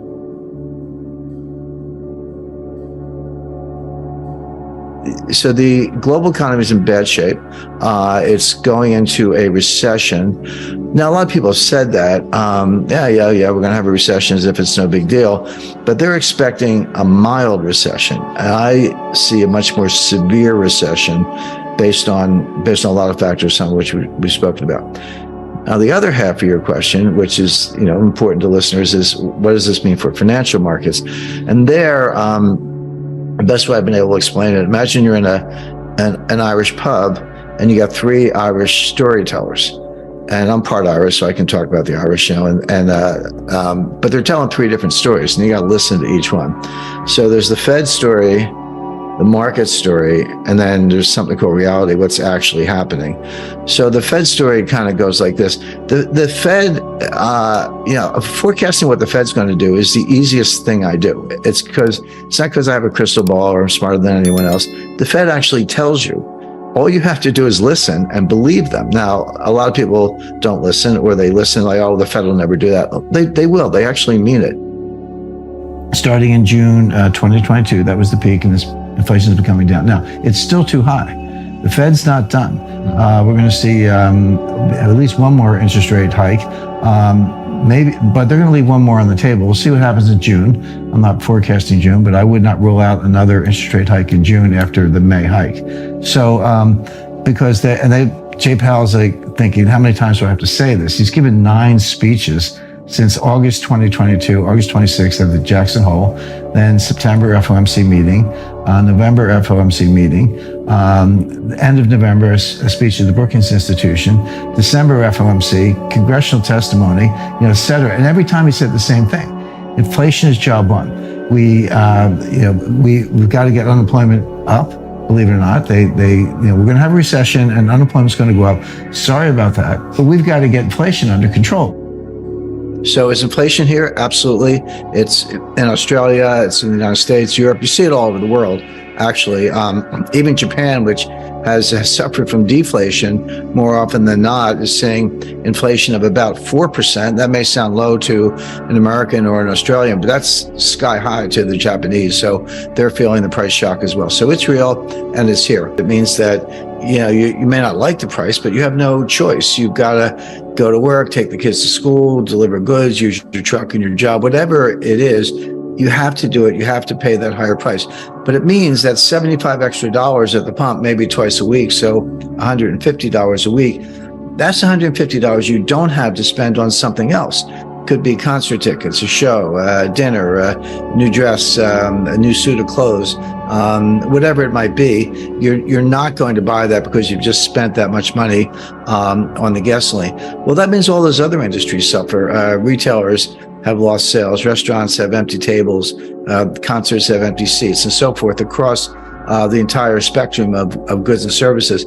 Well, soon enough, that results in layoffs, some business failures, price cuts, etc. And that disinflationary and deflationary trend ends up in a recession. So this is unprecedented. It's never been this high. It breaks the pattern of running it up in war and paying it down in peace. No one roots for war, but they happen. And it's worse than that because of modern monetary theory. People say, well, Bitcoin's not backed by anything, or the dollar's not backed by anything, or the euro's not backed by anything. And I say, yes, they are. They're all backed by the same thing, which is confidence. Right. If I think something's money and you think it's money and I tender it to you for goods and services, and you think you're confident you can give it to Francis for goods and services, and we have a large enough group, it's money. Right. It can be, we were kids, we did this with baseball cards and bottle caps, so anything can be money if there's confidence. But confidence is fragile, it's easily lost, and when you lose it, it's very, very difficult to regain. So how do you survive that? What's the optimal asset allocation method? Well, the key is diversification. You may have 50 stocks, but you have one asset class, which is stocks. And they're all going to go down together or go up together, as the case may be. But particularly in times of stress, they become highly correlated. So having 50 different stocks or ETFs or whatever is not diversification. That's just having a whole bunch of bets in one asset class. So what does real diversification look like? Well, you should have some, 10-year treasury notes, or if they're a little too volatile for your taste, look at a 5-year note or a 2-year note. Real estate, definitely. Not so much commercial real estate, too soon for that, but multifamily housing, residential real estate, farms, good slice of cash, maybe as much as 30%. People hate cash. They go, I don't get a yield on cash. Cash is a waste of my time, etc. Cash is the opposite of leverage. It reduces the volatility of the rest of your portfolio. So if you have volatile investments in the wings, cash is it's like a bar connecting two ends of the barbell. It has very low volatility, but most importantly, it gives you optionality. The answer is diversification. Everyone goes, oh, we know that, diversification. But they know the term, but they actually don't know what diversification is. And I'll give you an example. I run into people all the time. They go, well, Jim, I'm fully diversified. I have 50 stocks in 10 different sectors: telecommunications, semiconductors, consumer non-durables, metals and mining. And I go, you're not diversified. You may have 50 stocks, but you're in one asset class called stocks or equities. And they're all going to go up together, or they're all going to go down together. And the more stressful the condition, the more reason you have to be concerned about it, the higher the correlation. On any given day, some stocks go up and stocks go down. But when you dial the stress meter up, they all tend to move together.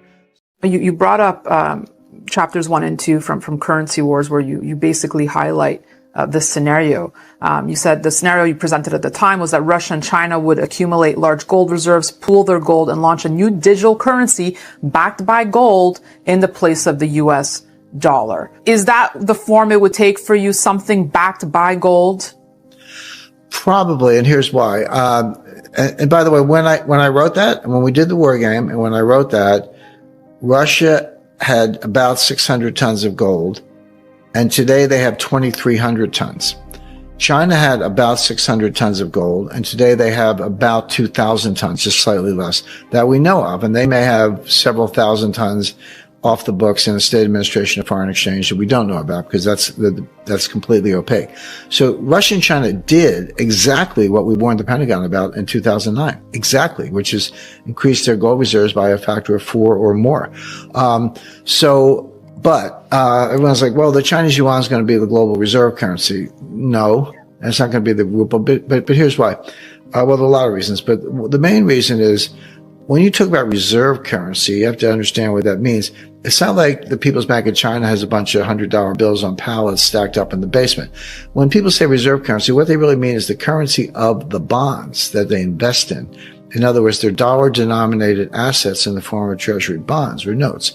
That's what China actually has on their books, not like the dollars per se. So if you want to suggest or hypothesize that the Chinese yuan is going to replace the US dollar as a global reserve currency, where's the yuan bond market? I mean, it doesn't exist. Very small scale, very illiquid, no primary dealers, no when-issue trading, no auctions, no repo, no settlement clearance, none of the plumbing and the mechanics of a mature bond market such as the United States.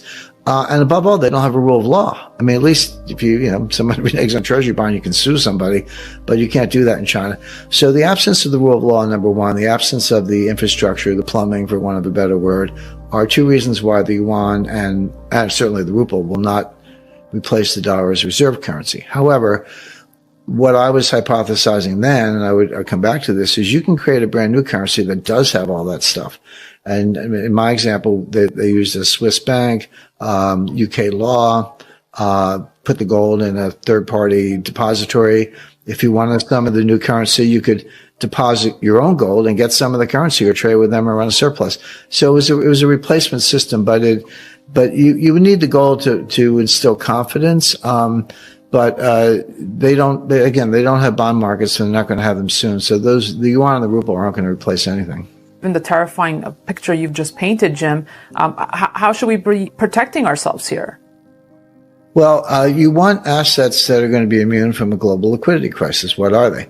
Land, real estate, gold, silver, fine art. I see Andy Warhol, Marilyn Monroe has gone. They estimate $200 million. You could have bought that for $50,000 in the 1970s.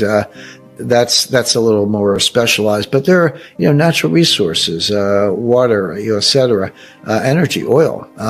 If you want to be in stocks, okay, get stocks of companies that are based on natural resources, such as ExxonMobil, Chevron. I mean, I'm just giving these as an example, but so there are a lot of ways to protect yourself, but a regular stock portfolio is not a good one, and banks are going to be in distress, money market funds are going to be in distress. That's what a liquidity crisis is. We seem to have a huge chunk of our working age population that is not working. And you probably study this more than most people. Like, what's truly going on there? Do we have Is it just an aging population that truly can't work? I know that disability has seen massive growth over the past 15 years. Are there a bunch of people that are opting out or gaming the system or whatever? But what's responsible for us only having 62% of our working age population actually engaged in working? Well, there are two answers to that, but they're consistent. I'll give you both. The short answer is it doesn't matter. You listed a number of factors. I'll go back over those factors, and you're right.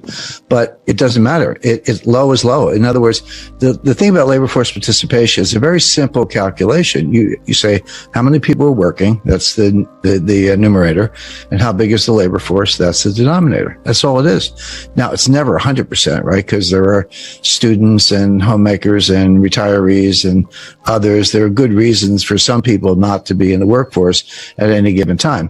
But as recently as 2000, that number was 70%. What drove it between about approximately 1975 and 2000 was basically women entering the workforce, women who had been home, as homemakers or, performing other roles, entered the workforce, and then that number went up. So, like I said, it's never 100, but 70 was very strong. 62 is down a lot. I mean, that's about a 14% decline.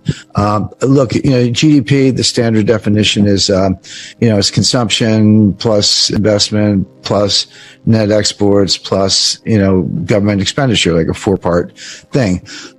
Yeah, but there's a simpler way to do it, which is how many people are working, how productive are they? Just who's working and how productive are they? That equals nominal GDP. And if you have fewer people working, the economy is going to shrink unless productivity is going up, which it's not. And so this is one of the major headwinds. Now, you're right. There are some early retirees.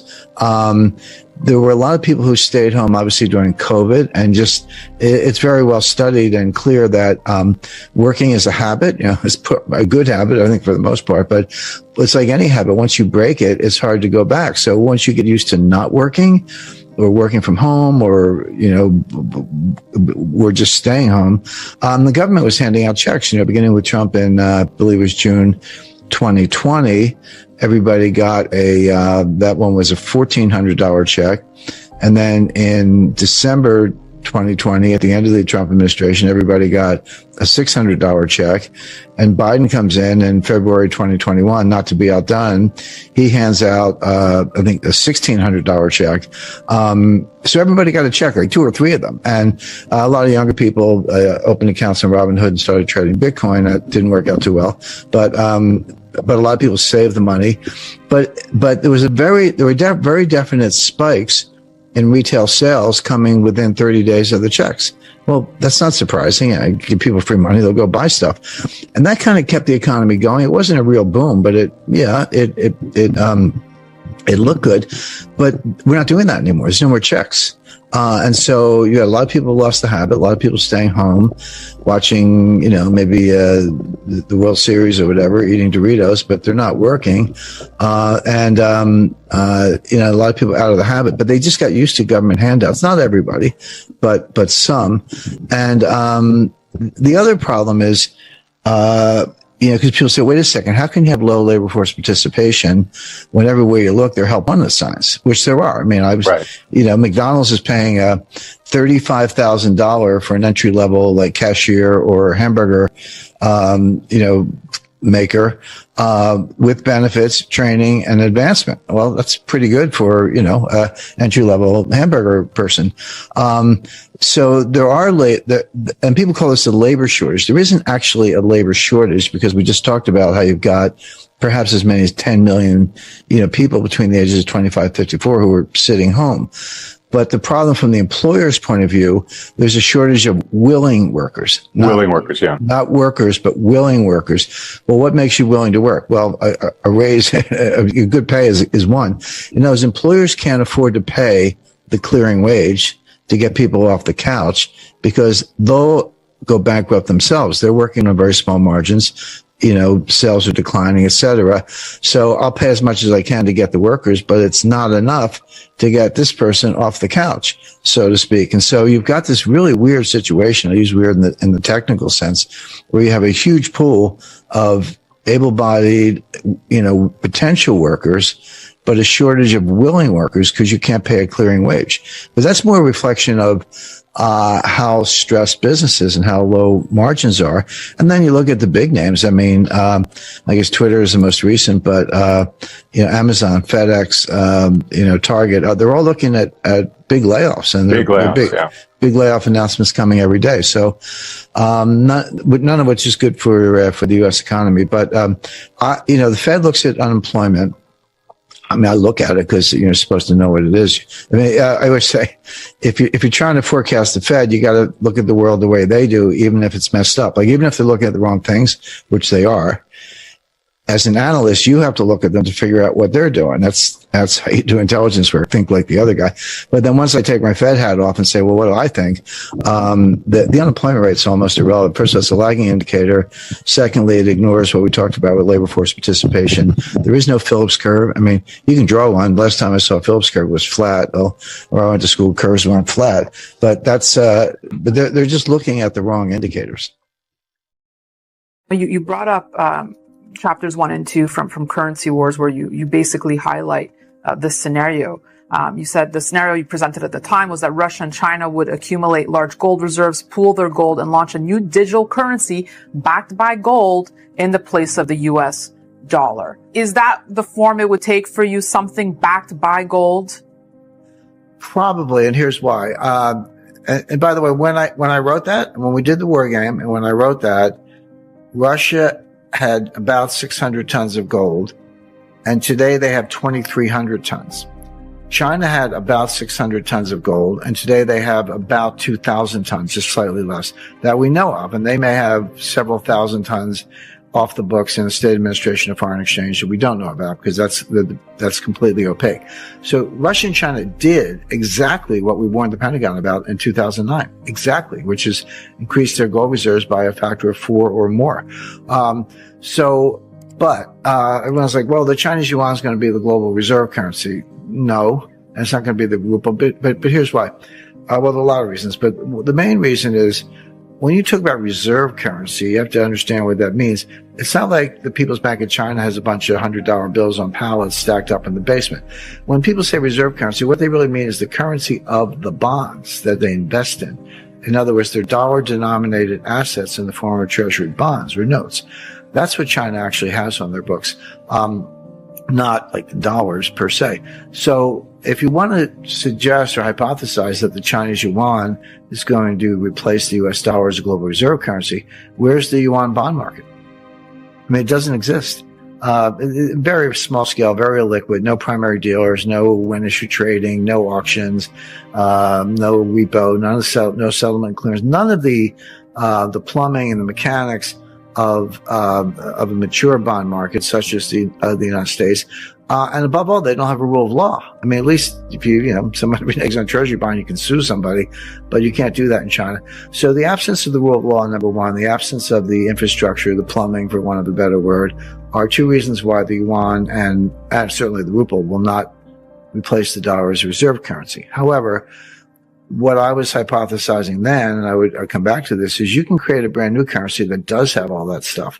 And in my example, they used a Swiss bank, UK law, put the gold in a third-party depository.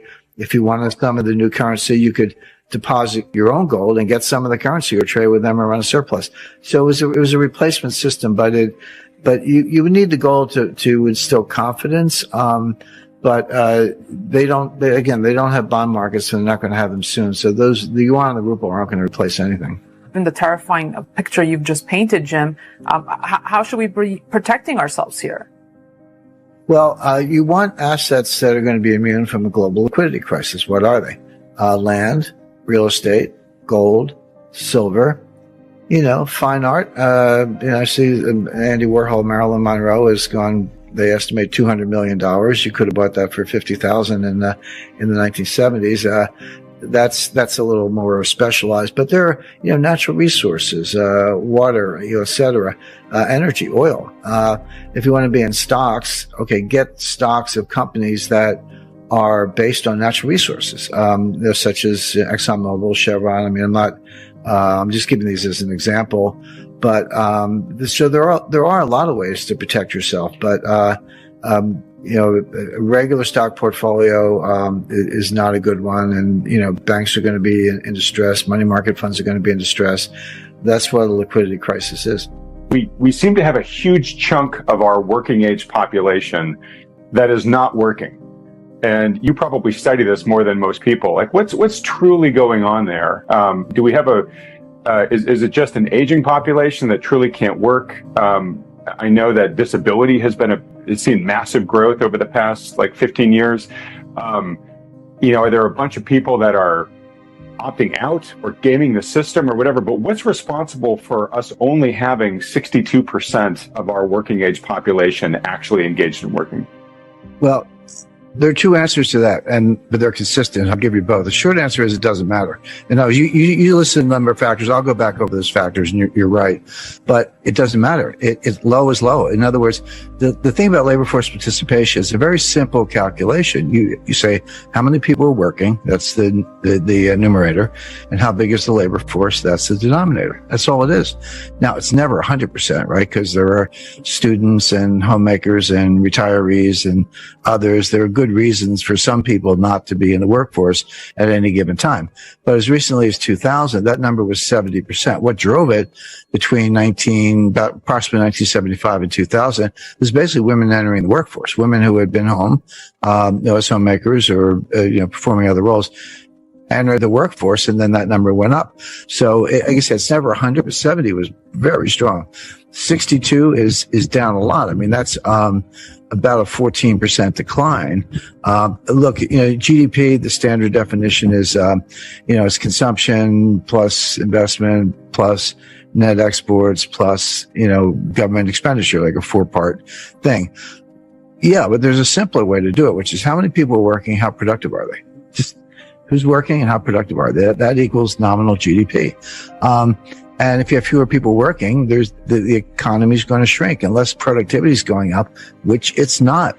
And so this is one of the major headwinds. Now, you're right. There are some early retirees. There were a lot of people who stayed home, obviously, during COVID, and it's very well studied and clear that, working is a habit, it's a good habit, I think, for the most part, but it's like any habit. Once you break it, it's hard to go back. So once you get used to not working, or working from home, or, we're just staying home. The government was handing out checks, beginning with Trump in, I believe it was June 2020. Everybody got that one was a $1,400 check. And then in December 2020, at the end of the Trump administration, everybody got a $600 check. And Biden comes in February 2021, not to be outdone. He hands out, I think, a $1,600 check. So everybody got a check, like 2 or 3 of them. And a lot of younger people opened accounts on Robinhood and started trading Bitcoin. That didn't work out too well. But a lot of people saved the money. But there were very definite spikes in retail sales coming within 30 days of the checks. Well, that's not surprising. I give people free money, they'll go buy stuff. And that kind of kept the economy going. It wasn't a real boom, but it looked good. But we're not doing that anymore. There's no more checks. And so you got a lot of people who lost the habit, a lot of people staying home, watching, maybe the World Series or whatever, eating Doritos, but they're not working. A lot of people out of the habit, but they just got used to government handouts. Not everybody, but some. And the other problem is, because people say, wait a second, how can you have low labor force participation when everywhere you look, there are help wanted signs, which there are. I mean, McDonald's is paying $35,000 for an entry level, like cashier or hamburger, maker, with benefits, training, and advancement. Well, that's pretty good for, entry level hamburger person. So there are and people call this a labor shortage. There isn't actually a labor shortage because we just talked about how you've got perhaps as many as 10 million, people between the ages of 25 and 54 who are sitting home. But the problem from the employer's point of view, there's a shortage of willing workers. Willing workers, yeah. Not workers, but willing workers. Well, what makes you willing to work? Well, a raise, a good pay is one. As employers can't afford to pay the clearing wage to get people off the couch because they'll go bankrupt themselves. They're working on very small margins. Sales are declining, et cetera. So I'll pay as much as I can to get the workers, but it's not enough to get this person off the couch, so to speak. And so you've got this really weird situation. I use weird in the technical sense, where you have a huge pool of able-bodied, potential workers, but a shortage of willing workers because you can't pay a clearing wage. But that's more a reflection of how stressed businesses and how low margins are.